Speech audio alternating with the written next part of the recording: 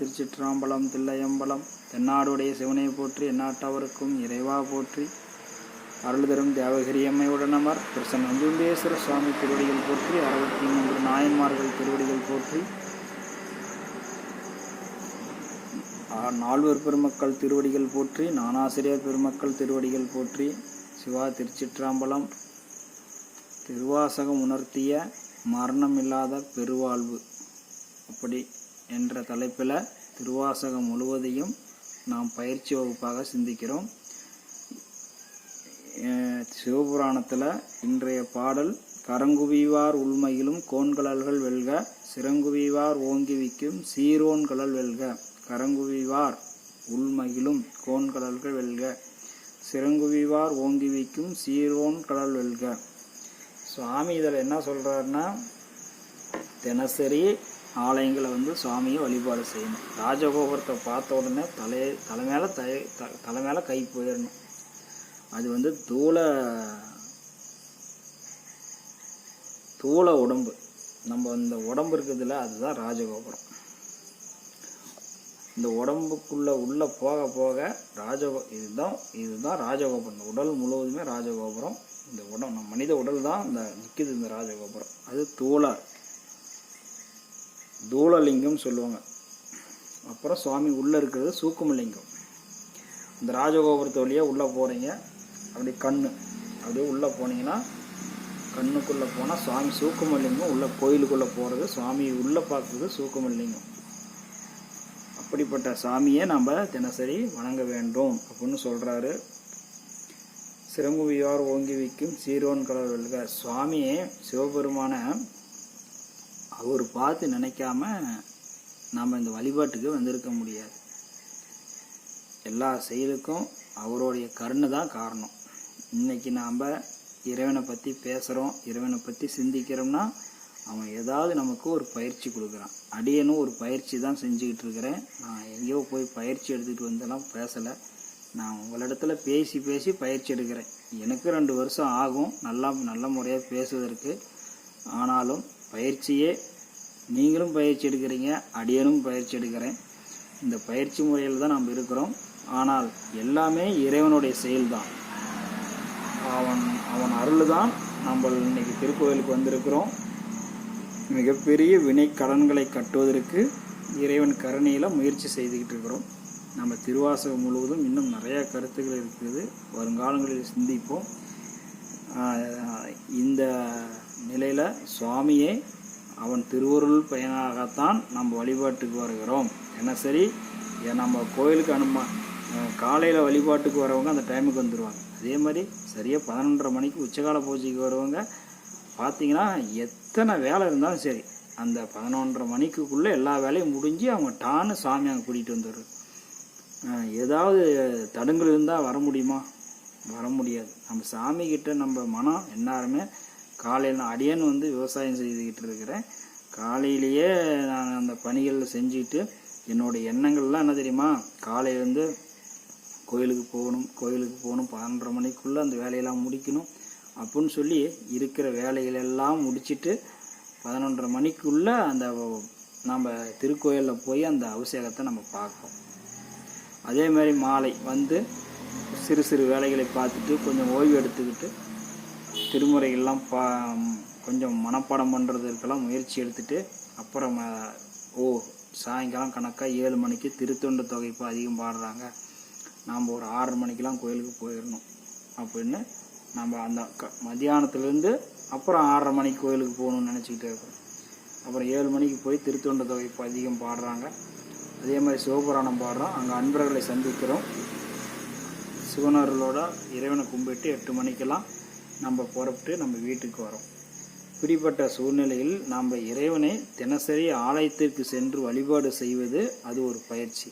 நாம் கோயிலுக்கு போகணுங்கிற நினப்பு இருக்குது பார்த்தியா, சிவன் கோயிலுக்கு போகணும். தினசரி அந்த கோயிலுக்கு போகிறது நம்மளுடைய மனதில் அந்த எண்ணங்கள் அந்த கோயிலுக்கு போகணும் அப்படிங்கிற எண்ணங்கள் தான் முக்கியம். அந்த உணர்வுகள் தான் முக்கியம். நீங்கள் அந்த உணர்வுலேயே நீங்கள் இறைநிலையை அடைஞ்சிருவீங்க.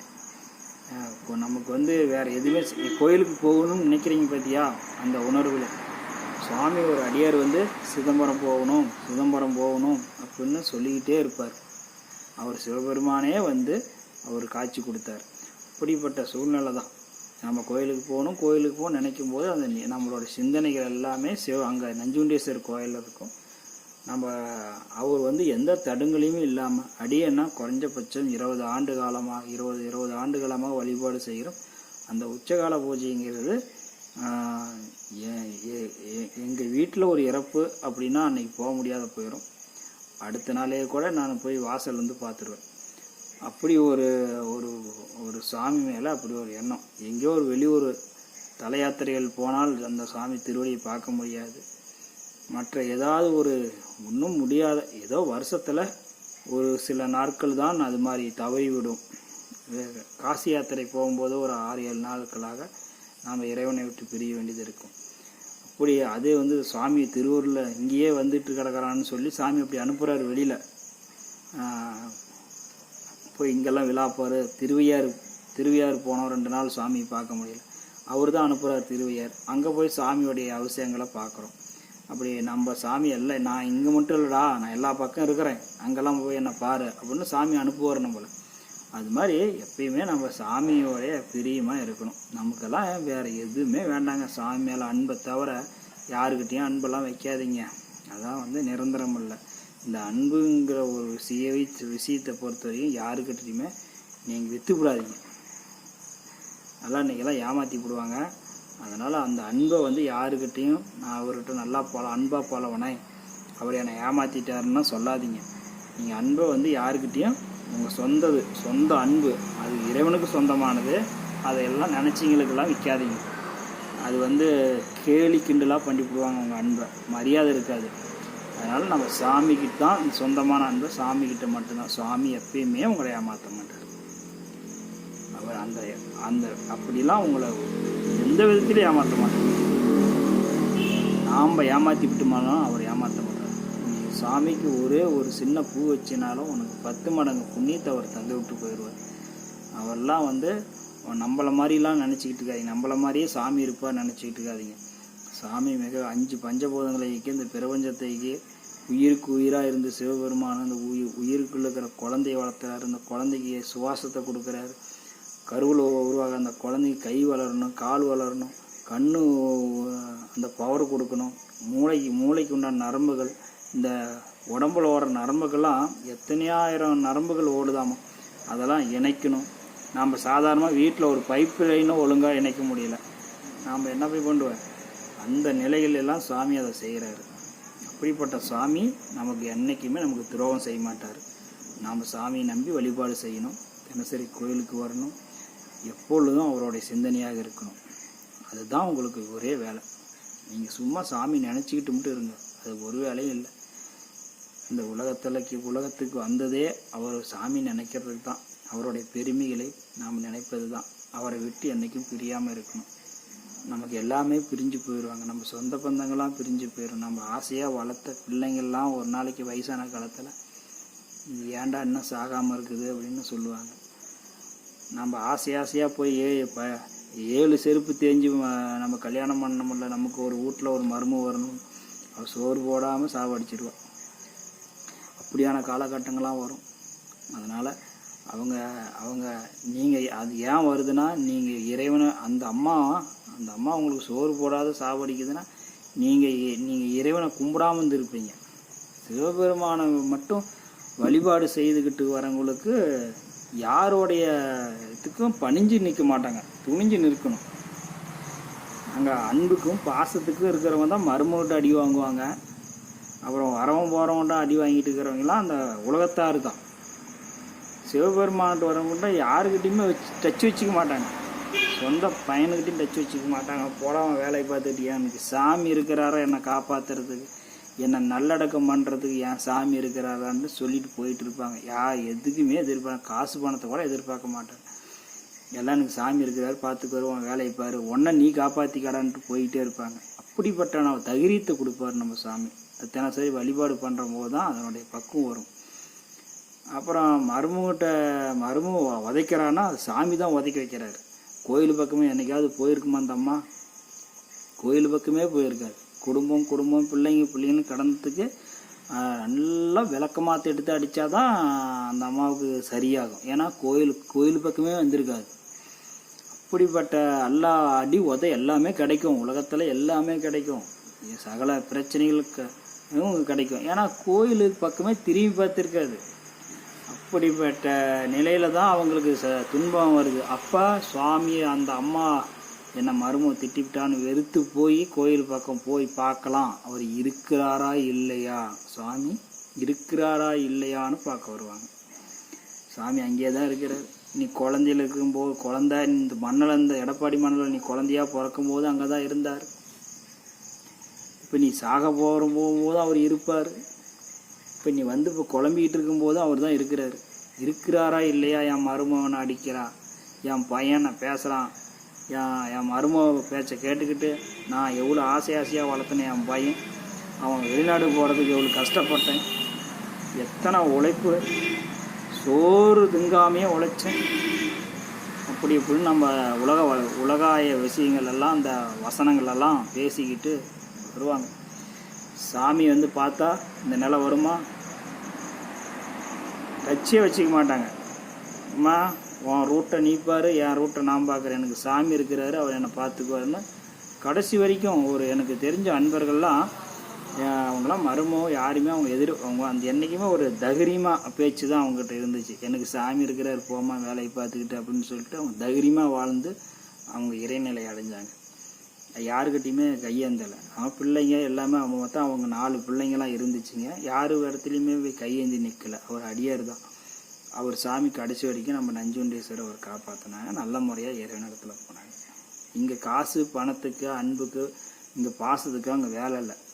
நம்ம பாசம் எல்லாமே நம்ம அன்பு எல்லாமே சாமி இடத்துல தான் இருக்கணும். அது நம்மளை காப்பாற்றும்.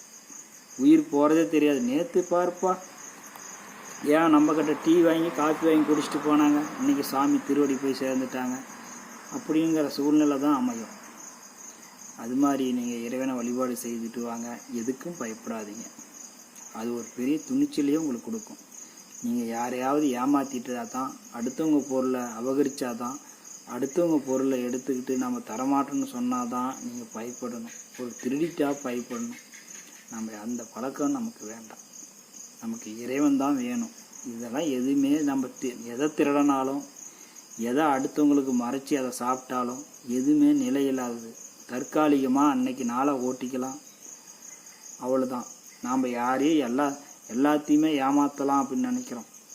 அதான் எல்லோரும் ஏமாற்றிக்கிட்டு யாருக்கும் தெரியாது, நம்ம புத்திசாலித்தனமாக எல்லாத்தையும் நாம் ஏமாத்துறது யாருக்கும் தெரியாது அப்படின்னு நினைக்கலாம். சாமி உயிருக்கு உயிராக இருந்து உன்னை பார்த்துக்கிட்டு இருக்காரு, நீ என்ன செய்யறன்னு அதுக்கான தண்டனையும் அவர் தான் தருவார்.